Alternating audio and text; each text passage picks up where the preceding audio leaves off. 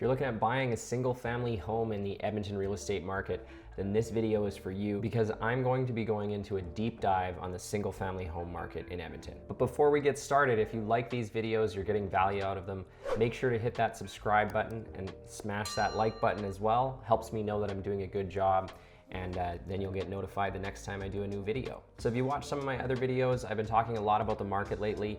I'll link to those above. You can check out my other market videos. So this is actually going to be part 1 of 3. I'm doing one video on detached homes, another one on townhouses, and another one on the apartment market. So this one's on single family homes. If you're interested in the other ones, make sure to go check those ones out as well. Okay, so I'm just gonna jump into some stats. This is basically using data as of today.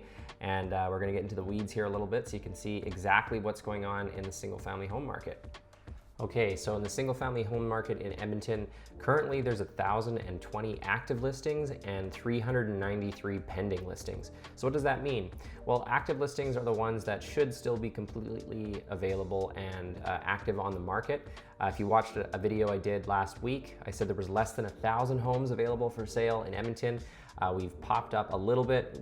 We now have just over 1,000 homes for sale with 1,020, but we do have 393 pending listings. Now those pending listings are properties that are more than likely going to be sold over the next week or two. Just gives you a bit of an idea on how quick the market is moving. So when it comes to those active listings of 1,020, just for reference, out of those 1,020 active listings, 232 of them have been on the market for less than 7 days. That shows you it's a little over a fifth of the market is brand new, like just put on the market this week. So let's look at these pending numbers a little bit more. So I said there's 393 pending listings. Just to give you an idea on when those listings went pending, in the last 7 days, 181 listings went pending, which is about 46% of that number of 393. So basically about half of them are just from the last week.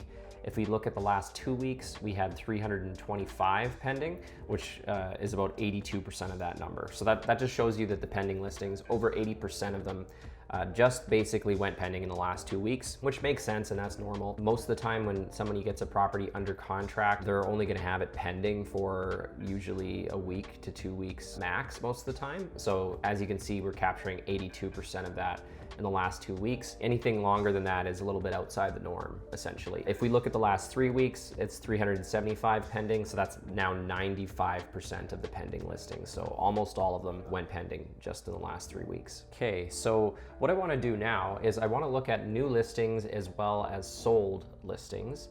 And we're gonna draw some comparisons here over the last 7 days, the last 2 weeks, and the last month. All right, so you can see I got a nice and pretty graph here. We're gonna be looking at new listings and sales over the last 7 days, 2 weeks, and 30 days. In the last 7 days, we had 320 new listings. And just to give you a little bit of background information on that, out of those 320 new listings that we got in the last 7 days, only 224 of them are still active on the market. Only 70% of them are still available. 77 of those listings are pending and 15 of them are sold. There was about 4 showing up as withdrawn, but when I went and looked at the private remarks, it said that they were sold, so those will pop over into the sold section. So we're actually looking at 19 sold already. So 28.75% are gone in the first week being listed. So that's pretty crazy. In the last 7 days, if we look at sales, there's been 160. So there's been 160 sales in the last 7 days. That's not as strong as last week, but I am filming this on the Tuesday after the long weekend and got my data relatively early this morning. So a lot of the sales from the weekend might not have been inputted yet.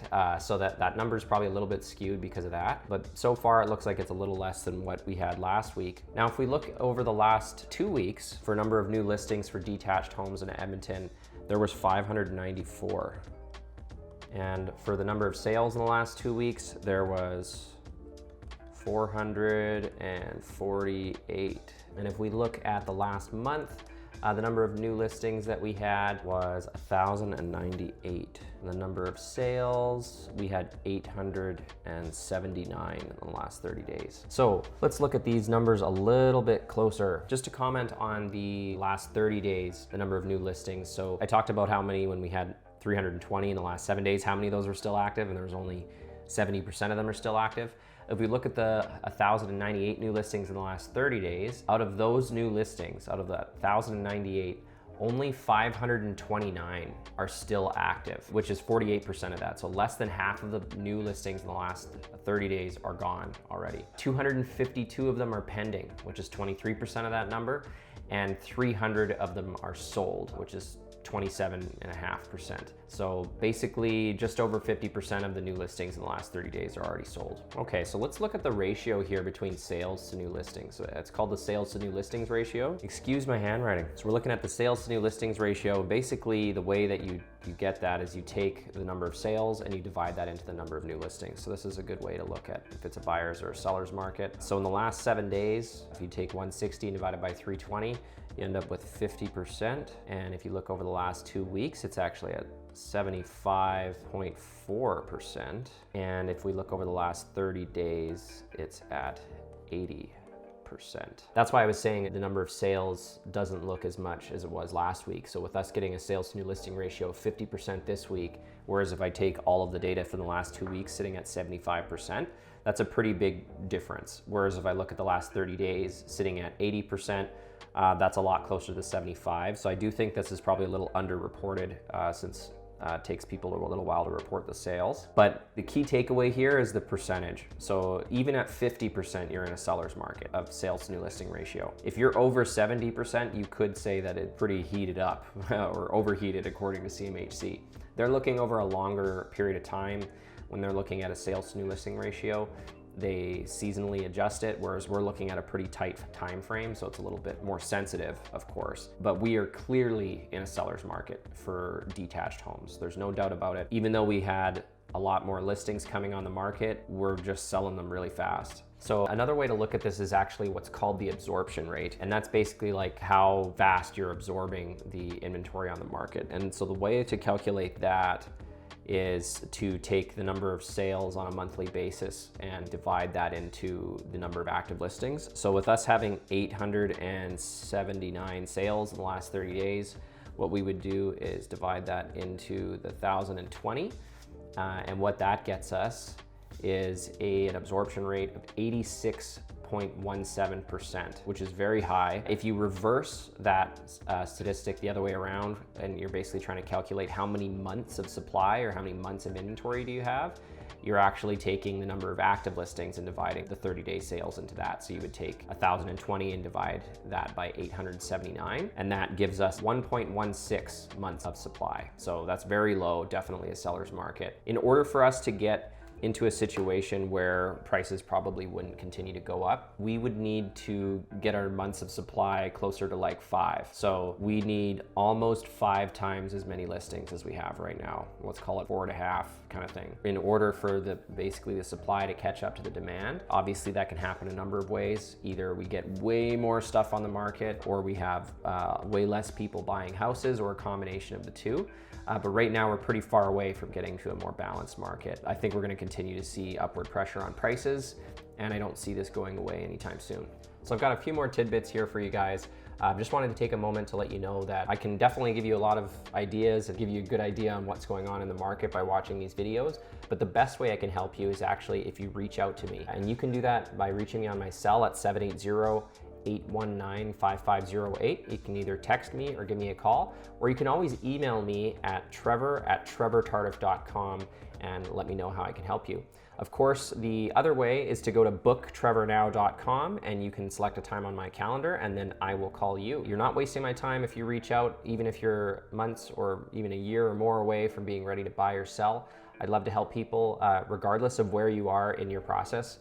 So feel free to reach out to me and I'll see what I can do to help you. Okay, so another part of the single family home market that I wanted to look at is basically the sales price to list price ratio. I won't spend too much time on this, but basically if I just look at the sales for detached homes in the last 7 days, basically 37.7% sold at or over list price. So that just means if a property was listed for 100K, it either sold for 100K or more. So over a third of the properties are selling at list price or higher. And if we look at just the average, like what's the average percent of list price that all the homes that sold in the last 7 days sold for, it's at 99%. So what does that mean?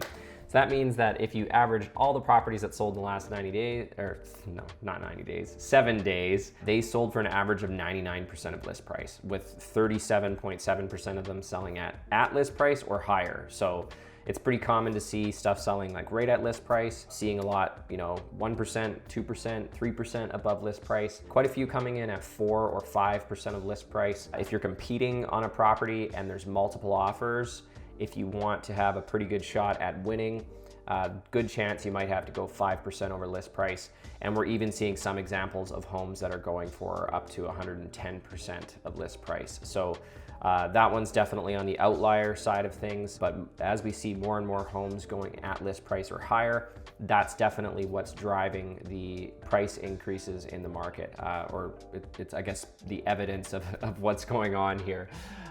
So definitely, if you're considering buying a home, I probably wouldn't wait if you're looking in the detached home market, because it looks like prices will probably continue to go up as we get further into the spring. We're just at the end of February right now, and it's pretty crazy that we're already seeing numbers like this, and that's before we've even seen all the demand come in from the normal part of the spring market. Of course, there will be more listings that come on the market as well, so I'd never advise someone to rush into a property that you don't like or doesn't work for you just out of desperation. Don't buy something unless it works for you. But if you found something that works for you, I probably wouldn't hesitate, because right now I'm seeing lots of pressure on home prices with what's going on with the inventory levels, how quickly stuff is selling. Actually, I'll get to that next here. So we'll look at median days on market. But before we get into that, again, if you need help buying or selling a home, or you just want to talk about what your plans for buying or selling a home are, I can give you very specific advice on some strategies that'll work well for you, depending on what price point you're looking at, the areas, and as well as some other things that I'll learn from talking to you. So make sure you reach out to me. Again, you can reach me at 780-819-5508, text or call. You can always email me at trevor@trevortardif.com, or go to booktrevornow.com and select a time on my calendar and I will call you. Getting back to the report here, so median days on market. Now I could use average days on market, and that's the stats that you'll often see, but I find that the average days on market, especially if you're looking at like a narrower time like I will be on this video, can get pretty skewed just based on some property that was overpriced and sitting on the market forever and has like 200 or 300 days on market, bumping up the average of other properties. So I like to use median because that tells you what the middle point is, essentially. If for example, you had a 30 days median days on market, that means half the houses are selling for 30 days or less, in 30 days or less, and half of them are 30 days or more. So that's kind of like the middle number out of all the properties that sold in that period of time. I think it's kind of a better benchmark than the average, because the average doesn't really truly reflect the real average, if that makes sense. It probably doesn't make sense since it is technically the average, but if you have a home that sells in like 2 days and you have a home that sells in 10 days and you average those together, now your average days on market is 6. And so you're pretty far off from where both of those homes actually ended up at either at 2 or the 10. And now you can imagine if you have a whole bunch more houses and you've got numbers all over the place from like 0 or 1 days to up to 300, it really just starts to be not very valuable. So that's why I like to look at median days. So if we're looking at median days in the last 7 days, so homes that sold in the last 7 days, so I'm just trying to look at how is the market shifting right now. So out of all the homes that sold in the last 7 days, the median was 21 days on market. That's pretty quick. If we look at the last 2 weeks, so this is now includes all the homes that sold in the last 7 days, but also the ones that sold in the 7 days before that's the last 2 weeks. The median days on market was 19. And if we look at the last 30 days, so all the homes that sold in the last 30 days, we have a median days on market of 23. So they're all pretty low numbers. It shows you that stuff's moving pretty quick. The days keep ticking even when they're pending. Realistically, a lot of these houses did sell faster than that. That's just how many days in total that they were on the market before they got picked up as sold.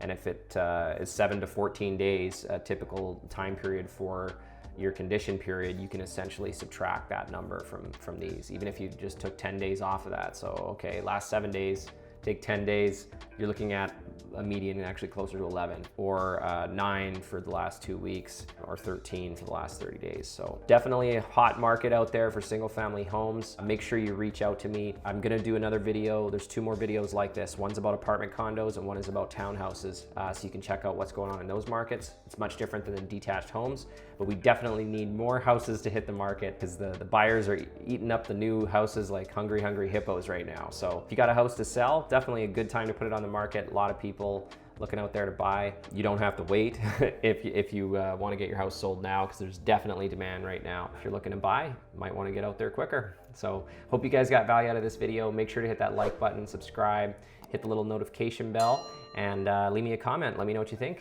and what kind of stuff I can help you with. So we'll see you on the next video. Thanks for watching.